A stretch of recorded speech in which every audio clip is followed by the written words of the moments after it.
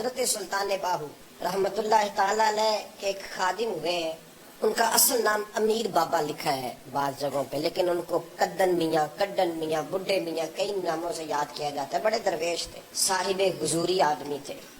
اکثر لوگ دم درود کرانے آتے تھے ان کے پاس، بزرگوں کے پاس لوگ آتے ہیں، اللہ کے بندے دعا کرتے ہیں تو اللہ خیر فرما دیتا ہے۔ آج کل کا زمانہ نہیں، اب تو دکانداری ہے نا، ٹوکن چلتے ہیں، تو اللہ تعالیٰ خیر کرے۔ حالات بڑے عجیب و غریب ہیں، تو ان کے پاس لوگ آیا کرتے تھے دم کرانے۔ انہوں نے نا دور ایک برتن رکھا ہوا تھا، تو کوئی آدمی آتا تو تھوڑا سا اس میں نذرانہ ڈالتا، تو کہتا حضرت جی میرا یہ کام ہے، یہ کر دیں۔ وہ خلیفہ تھے حضرت سلطان باہو کے، وہ گردن جھکاتے، تھوڑی دیر کے بعد سر اٹھاتے، کہتے تیرا کام ہو جائے گا۔ صحیح مسلم کی حدیث ہے، نبی پاک نے فرمایا رب اشغاز اکبر لو اقسم علی اللہ لابرہ۔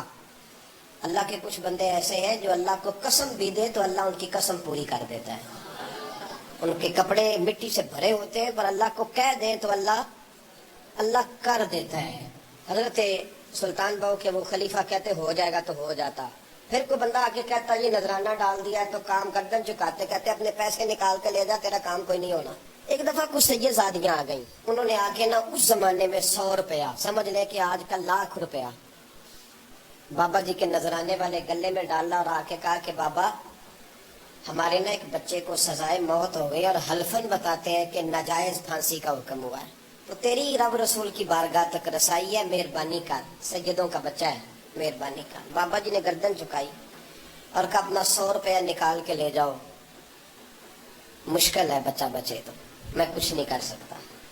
سیدزادیاں تھی، روتی ہوئی لوٹ گئیں، بچے کی نانی زندہ تھی، ان کو جا کے بتایا تو وہ رونے لگ گئیں، کہنے لگی تمہیں بات نہیں کرنی آئی، اللہ کے بندے بڑے نرم دل ہوتے ہیں، تمہیں منانا نہیں آیا، ورنہ یہ ہو سکتا تھا۔ میں جاتی ہوں، وہ آئی 100 روپیہ ڈالا اور بابا جی امیر صاحب کے پاس بیٹھ کے کہنے لگی بابا بات یہ ہے کہ ہم سید ہیں، ہے سارا ہمارے گھرانے کا، پر چلو آج تک رسائی تیری ہے، آج کل تیرے تعلقات مضبوط ہیں تو مہربانی کر، کوئی غلط بات نہیں، بچے کو پھانسی غلط ہو رہی، مہربانی کر۔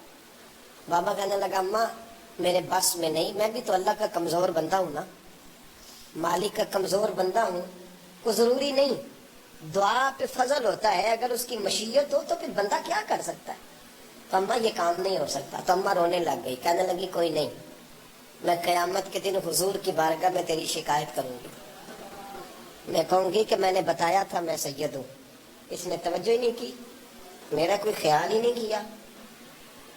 بابا صاحب فرمانے لگے اماں پیسے نہ نکالنا، جا تیرا کام ہو جائے گا، جا تو ہو گیا تیرا مسئلہ حل، ہو جائے گا۔ وہ آپ پیسے رکھتے تھے تو سال کے بعد، 6 مہینے کے بعد، مہینے کے بعد جا کے حضرت سلطان باہو کو دے کے آیا کرتے، وہ وہاں لنگر میں یا کسی جگہ خرچ کرتے تھے۔ جس دن اس بچے کی پھانسی کا وقت تھا نا، تو وہ بابا جی حضرت سلطان باہو کے پاس چلے گئے۔ حضرت سلطان باہو کے مزار پہ جو دوست گئے ہیں یا میرے ساتھ گئے ہیں وہ جانتے ہیں کہ گڑھ موڑ سے یوں مڑتے ہیں، آگے دربار ہے، تو گڑھ موڑ پہ حضرت سلطان باہو ان کے استقبال، ان کو وہاں پتہ چل گیا کہ وہ آ رہا ہے، آئے دروازے گڑھ موڑ تک، مرید ساتھ تھے، تو حضرت سلطان باہو کہنے لگے یار تو نے اچھا نہیں کیا، اپنے خلیفے تو نے اچھا نہیں۔ کہنے لگے حضور چارہ کوئی نہیں تھا، سیدزادیاں آ گئی تھی، حضور کا خاندان تھا، میں کیا کرتا۔ مرید کہتے ہمیں سمجھ نہیں آ رہی کہ یہ کیا ہو رہا ہے، کہنے لگے مجبوری تھی، کیا کرتا، کدھر جاتا، حضور کا خاندان تھا۔ کہا تو نے اچھا نہیں، کہتے ہمیں نہیں سمجھ آ رہی کہ تو نے اچھا نہیں کیا، وہ کہتے ہیں حضور کا خاندان تھا، اس کا معنی کیا ہے، کہتے تھوڑی دیر گزری، بچہ وہاں سے رہا ہو گیا، حضرت سلطان باہو کے خلیفہ کا انتقال ہو گیا، وہ وصال کر گئے، وصال ہو گئے۔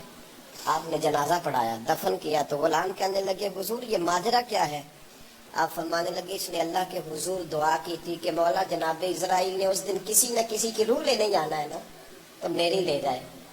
اب سیدزادیاں دروازے پہ آ گئی ہیں، تو سادات کو تو خالی نہیں نہ بھیجا جا سکتا، مصطفیٰ کا خاندان ہے، حضور میری روح لے جائی جائے اور اس سیدزادے کو چھوڑ دیا جائے۔ فرمایا اس نے اللہ کے حضور قربانی دے کے وَفَدَيْنَاهُ بِذِبْحٍ عَظِيمٍ، جس طرح حضرت اسماعیل کے لیے مینڈا آ گیا تھا، تو ان کی جگہ ان کی روح کو